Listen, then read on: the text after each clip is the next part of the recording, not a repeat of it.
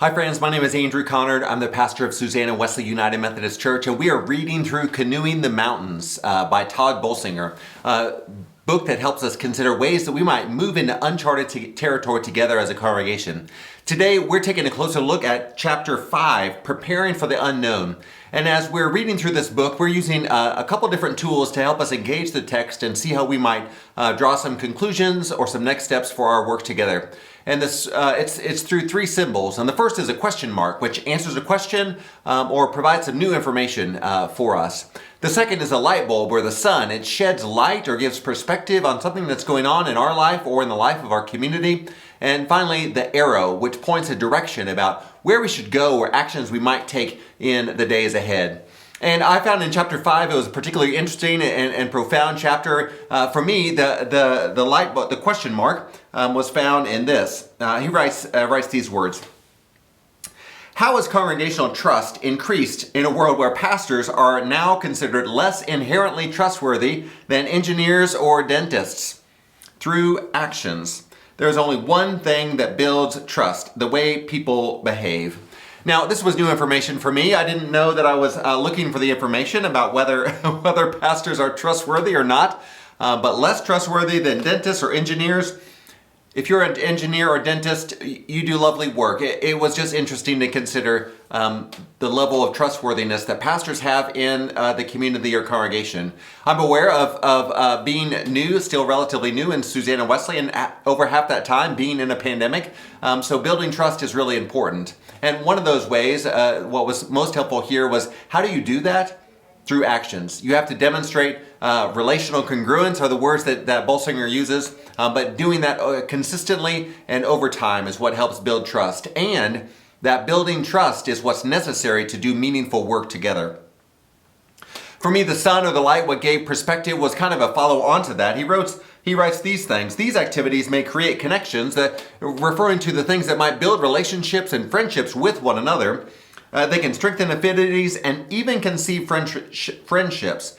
But only meaningful work together develops the kind of relationships that will endure into uncharted territory.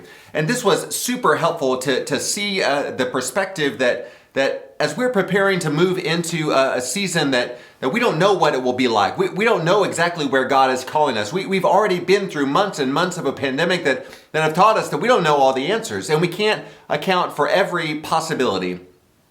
But the way that we move into that, the way that we build trust with one another as pastor, as congregation, as staff, across the different leaders in our congregation, we build trust with one another by doing meaningful work together.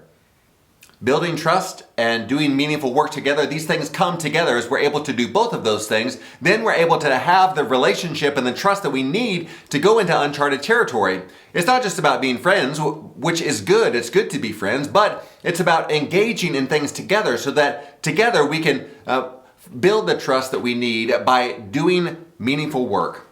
It was so simple and yet really profound for me to read those words.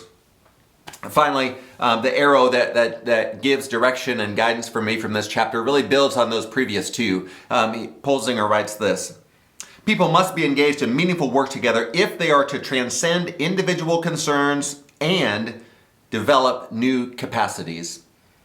And I found that at times it can be a challenge, both of these things. First, our own individual concerns can get in the way of what we're all trying to accomplish together.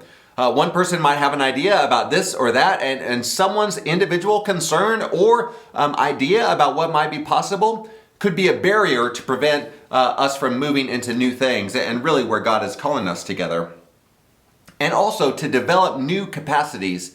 Sometimes we can get really good at the things that we know how to do, and we want to do things well. And as we move into a season in our life where we are stepping out as a congregation into brand new things, we have to build new capacities. We have to develop things that we've never done before and engage our community in ways that maybe we've never tried before. So we must be engaged in meaningful work together if we are to transcend individual concerns and develop new capacities. So I'm so excited in this meaningful work. I am grateful for the season of Lent as we're preparing for Easter. When I'm recording today, a time of preparation, and that we might engage in meaningful work together.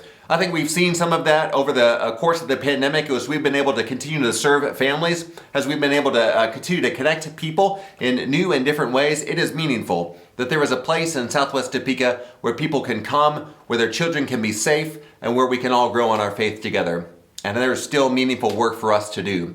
As we prepare to move out of a pandemic into whatever's next, we're not going back to the way things have been. We are going to need new capacities to continue to reach people, to keep building diverse Christian communities where God's love is in action, because those things, why we exist all together, will look different in the days ahead, even than it does right now. And so I'm so excited to be on this journey with you, that we might do meaningful work, that we might keep doing meaningful work, and that together God might lead us into the future in ways that are meaningful and significant, in ways that connect with our community and help us put God's love into action. I'm so glad that you're part of this Leader Development Book Club. Next week, we'll be taking a look at Chapter 6, Eating Strategy for Breakfast. Now, I don't know what you like for breakfast, but strategy? We'll find out what he has to say in the next chapter. Thanks for being on this journey, and I'll see you soon.